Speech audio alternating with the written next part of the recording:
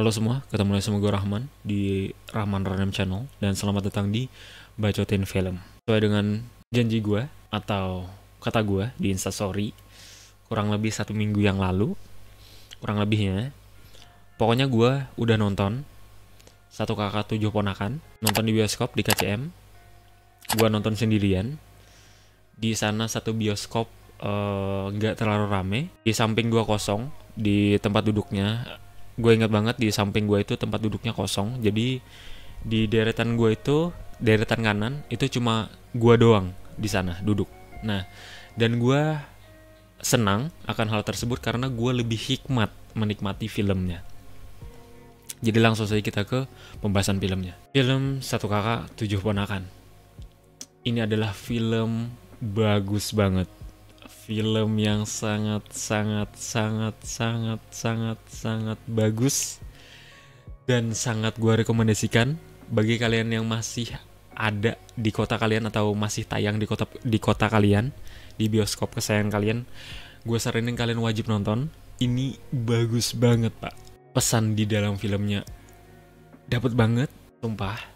Dari segi aktingnya, dari segi ceritanya, dari segi aktingnya, anjir, bagus banget, Pak. Sumpah bagus banget. Ini kayak anjir gitu loh. Kayak dan beritanya film Satu Kakak Tujuh Ponakan ini sudah tembus 1 juta view. Dan emang layak. Sangat layak. Sangat layak menurut gue. Jadi bagi yang belum tahu, film Satu Kakak Tujuh Ponakan, gue kasih tahu dulu premisnya. Nah, gue kasih premisnya. Untuk premis film Satu Kakak Tujuh Ponakan, seorang mahasiswa arsitektur tiba-tiba harus mengasuh keponakan-keponakannya setelah kematian kakak perempuannya dan suami kakaknya, yang membuat karir dan kehidupan cintanya tertunda. Seperti itu, premisnya gitu doang. Dan bagus banget, Pak. Eksekusinya sumpah bagus banget. Jadi di scene awal, ini gue mungkin nggak spoiler sih, nggak bodo amat lah spoiler atau gimana, bodo amat. Pokoknya kayak gini.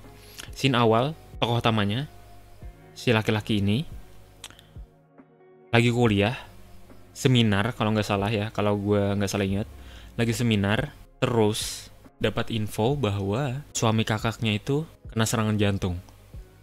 Abis itu selang beberapa saat, kakaknya, abis itu kalau nggak salah beberapa saat, kakaknya itu pecah ketuban, abis itu melahirkan, tapi nyawanya tidak tertolong. Yang hanya tertolong adalah bayinya saja.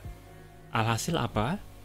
Alhasil si tokoh utama itu mengasuh dedek bayi yang baru lahir dan juga mengasuh keponakan-keponakannya yang lain. Di saat scene itu, Pak, gue nangis, Pak. Di belakang gue, dua kursi di belakang gue, cewek juga, beberapa cewek di belakang gue, nangis, Pak. Anjir, satu bioskop beneran nangis, anjing. Terus ibu-ibu di samping gue sebelah kiri, itu nangis juga, anjir, sumpah. Itu scene awal doang. Itu scene awal, anjir. Itu scene awal. Anjing, kata gue. Langsung dikasih. Gue nangis karena bagi gue itu sangat relate, Pak. Karena lu kehilangan seseorang yang lu sayang di saat yang tiba-tiba gitu. Dan anjing, sutradaranya, penulisnya, pengambilan gambarnya, anjing, bagus banget, sumpah. Habis itu masuk kan ke kisah percintaannya. Karena dia sudah ngurusin bayi, kuliahnya terbengkalai. Pokoknya dia fokus lah menjadi kepala rumah tangga, dipaksa untuk menjadi kepala rumah tangga karena keponakannya itu masih SD, SMP, SMA gitu. Jadi si tokoh utamanya ini jadi terpaksa untuk menjadi kepala rumah tangga, ngasuh dedek bayi yang baru lahir gitu, nggak bisa tidur, ganti popok, bikinin susu, dan pokoknya struggling lah hidupnya. Terus ditambah juga pacarnya, sebenarnya pacarnya support, tapi karena si tokoh utamanya ini nggak, apa ya, ada konflik batin lah, atau konflik pikiran lah. Lo tau lah laki-laki gimana gitu kan, bagi yang laki-laki relate.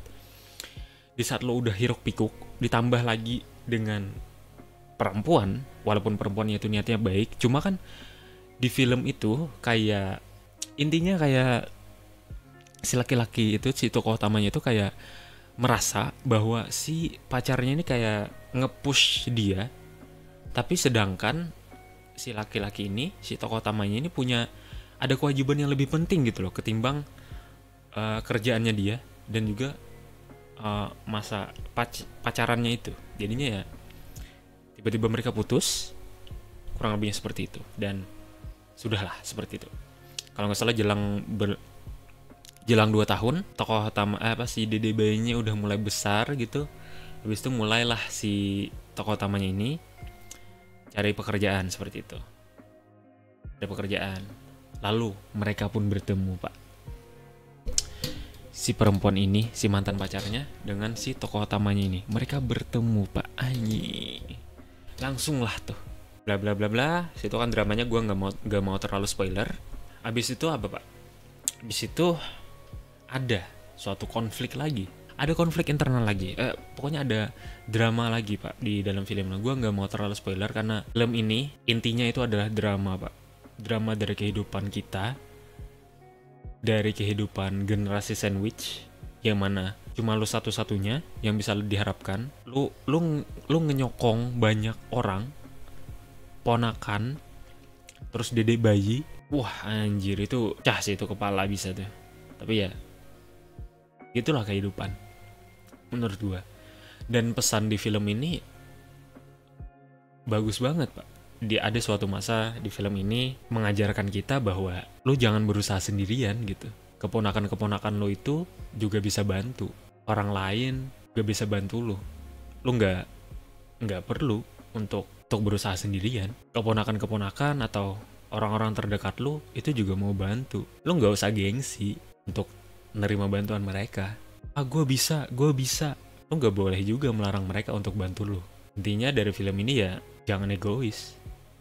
Jangan terlalu ego. Memang lu bantu buat mereka, buat keponakan-keponakan lu, tapi ya keponakan-keponakan lu ini juga boleh juga buat bekerja gitu, buat saling bantu. Toh juga mereka mau, dia terima aja dengan lapang dada. Lu nggak perlu berusaha sendirian, banyak yang mau bantu lu gitu. Dan juga di film ini mengajarkan bahwa lu jangan jadi orang yang terlalu baik, karena lu bisa dimanfaatin, bahkan sama orang terdekat lu. Yang bisa gue tangkap sih dari film ini itu ya. Dan mungkin banyak lagi sih, tapi gue nggak mau mengelaborasi, takutnya jatuhnya nanti spoiler ya. Tapi intinya ya, film ini mengajarkan bahwa jangan berjuang sendirian ya, seperti itu. Waktunya lanjut ke scoring ya. Gue akan kasih film ini dengan angka 10/10, karena relate banget bagi gue, relate banget di zaman sekarang, dan akan selalu relate untuk masa ke masa. Dan juga secara cerita, secara fase, secara penyelesaian konflik, secara kamera, secara musik, secara acting, itu bagi gue perfect banget ini film. Dan gue pas denger kabar bahwa film ini tembus 1 juta view, ini sangat-sangat deserve film ini menyentuh 1 juta view. Ini pada saat gue bikin podcast ini, gue ke callback lagi gitu sama scene dari scene filmnya, kayak